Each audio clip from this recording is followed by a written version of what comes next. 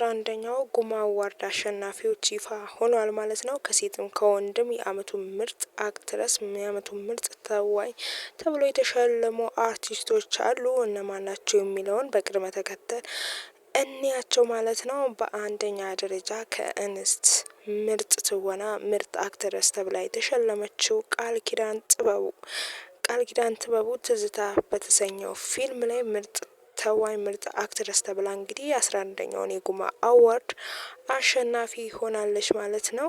በሁለተኛ ደረጃ ናታይ ጌታቸው ከሰሞኑ በርካታ አነጋጋሪ ፊልም ተብሎ በብዙዎች ዘንድ ሙገሳ እንዲሁም ትችቶችን ሲያስተናግድ የነበረው አደይ የተሰኘው ፊልም ላይ የተወነው ናታይ ጌታቸው እንግዲህ ከወንዶች የአመቱ ምርጥ አክትረስ ተብሎ ተሸልሟል ማለት ነው። ሌሎቹም በእድሜ ዘመን ዳይሬክተሮች እንዲሁም ሌሎች በፊልም ስነ ጥበብ ውስጥ ያሉ ቅድመ ተከተላቸውን ይዘው ሊያሸንፉ ይችላል ማለት ነው። ግን እነዚህ ሁለት በሚያስገርም ትወና አሳይተውን ነበር። የአመቱ ምርጥ ተዋኝ ተብለው ተሸልሟል ማለት ነው።